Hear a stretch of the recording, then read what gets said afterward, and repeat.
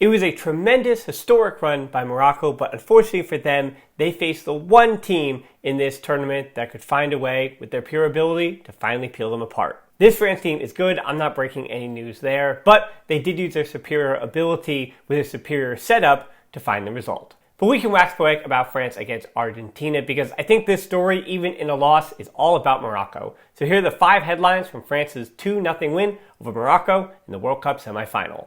One is Uncharted Territory. The most significant piece of Uncharted Territory is, of course, the run that Morocco made in totality. They have been one of the better sides in Africa recently, but not necessarily head and shoulders above Senegal, Algeria, Egypt, Cameroon, or Ghana. Historically, you have to mention the Ivory Coast and Nigeria as the two you would have expected to be the first African side in the World Cup semifinal. And that's not just pandering. As someone in the US, I can say that if they had made a run to the semifinal, it would kind of have taken everybody by shock, because here in the US, the way they talk about the US men's national team is that they can't get back there again. Now, 1930, that's the year you're looking for, by the way, when the U.S. made the semifinal, different tournament then, but we carry on. The same thing can be said of an African side making the semifinal, that it wasn't supposed to happen. It's supposed to be England, it's supposed to be France and Spain and Portugal, it's supposed to be Argentina and Brazil, but it's not supposed to be an African nation. And Morocco, I'm hoping, completely changes that narrative. That since Morocco have been the first to do it, they've broken that ground, and now it's going to make a little more sense when African countries are built to go on those runs. It's not like 40 or 50 years ago when the 1 or 2 African countries that could have any shot potentially of even making the knockouts, well, they just didn't have the ability up front, at the back, anywhere on the field, because not enough of their players are playing at a top level to really go far. They usually qualified for that tournament on the back of 1 or 2 players who just had the sheer ability to get you there because they were already playing in Europe at a high level. But now looking at all the African sides in this tournament, so many of them were playing in France and England and Spain and Italy and the Bundesliga. They were in Europe, they're playing at a high level, and while many of them, especially from Morocco, weren't necessarily even born in the country they're playing for, they're Moroccan through and through. The other uncharted territory, and the unfortunate uncharted territory in this match, was that because France scored so early, Morocco had to switch things up and adjust in ways that they hadn't this tournament. And I do mean all tournament. And so I'm going to take a negative, turn it into a positive, and say that because Morocco didn't trail in this tournament, they'd only allowed an own goal up to this point before those 2 goals from France. Seeing that adjustment was interesting, and I think while you could have talked to me at halftime what I thought about it, here at the 90 minutes, I think Morocco adjusted really well, and they did deserve, I think, just a little bit of something from this game. As I said before, France were pretty fortunate. There was a Real Madrid quality to the way they were defending.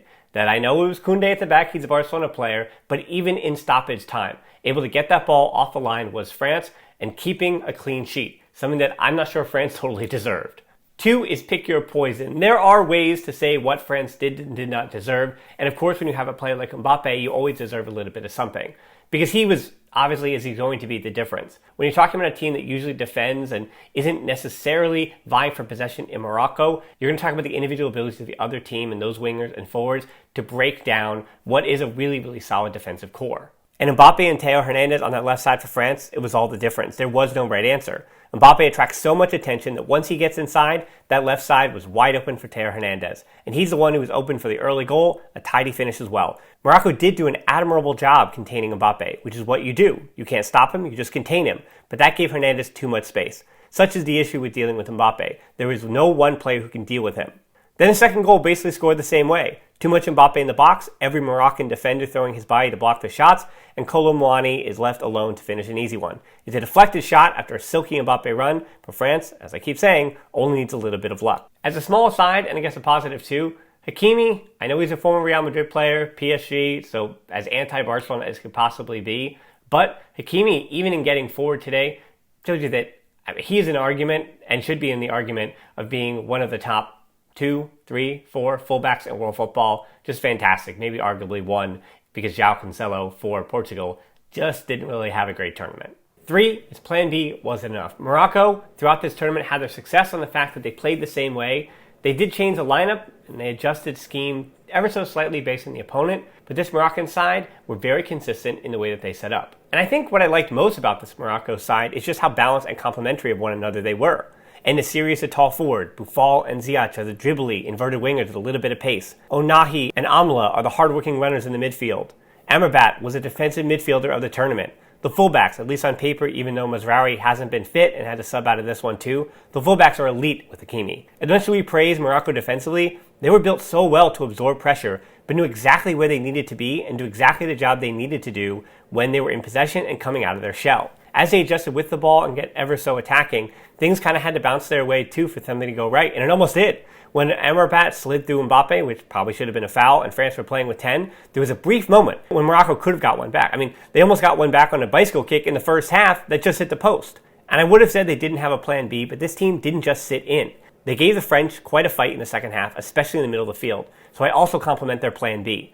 It may not have been enough, but I will reiterate, Morocco should be proud not only of this tournament, but how they played this game as well. 4 is what could have been. I feel like we keep doing this throughout this tournament if you're a Kool-Aid, and today you do the same thing with Griezmann as you have done all tournament. You just think, what could have been if things had just been a bit different for Antoine Griezmann at Barcelona?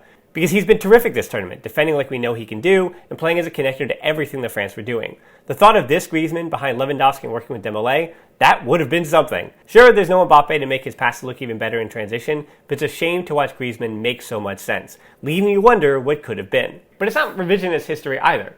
Because, as I've argued, yeah, he probably should have played a different position, but with Messi in tow, there was no way to play Griezmann in a different spot. And by the time Messi was gone and forced out of the club, again, he was expected to be the one who returned, Griezmann was always expected to be leaving, his wages were already too high. The transfer fee was too high. The deal itself was dead on arrival, and there wasn't much that Griezmann could have done as a player. Because this is the player that Barcelona would have hoped they would have bought, and in theory they did, but it was never going to work with the lineup, the system, and what was expected of Griezmann once he came to Catalonia after filming that oh-so-wonderfully memorable documentary.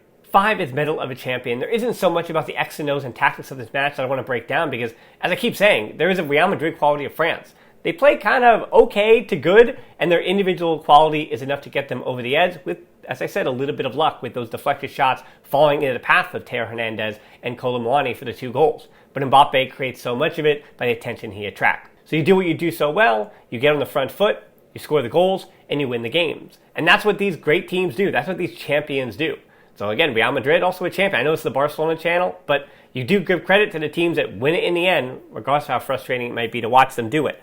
It does feel a little bit weird that I haven't really talked about the 2 Barca players either, Dembélé and Koundé, and technically Abde, who's loaned out right now, coming on late. But Dembélé and Koundé don't have to be the guys for France the way they are for Barcelona, a testament to France's depth and all-star team feel.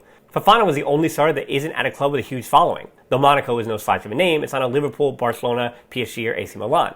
But because no player for France has to take on too much responsibility, the French team can always find an answer. It's the middle of a champion, with some of the main figures crossing over from World Cup 2018, even if there is a ton of turnover. Mbappe, Lloris, Griezmann, Varane, they've done it before, and Argentina are going to have to be hoping that they don't do it again. And that's what makes this final, I'll preview it more on the podcast, but that's what makes this final a bit weird. France haven't been the best team in this tournament. Neither have Argentina, but Argentina looked much, much better in that semifinal against Croatia than France did against Morocco. Another compliment to Morocco. And speaking of that game, as I said, I'll have a podcast coming out on Friday with a special guest. Then I'm going to do the match review after the final. Not for the 3rd place game, that's a programming note, but we will have one after the final. And then it's time to focus up again because the Barcelona season, have to remind you, is in full swing. Yeah, great. Winter World Cup as always. So you know the drill. Subscribe to the channel. Join our Discord, get into that conversations, help me out too if you'd like to. And as always, until next time, Forza Barca.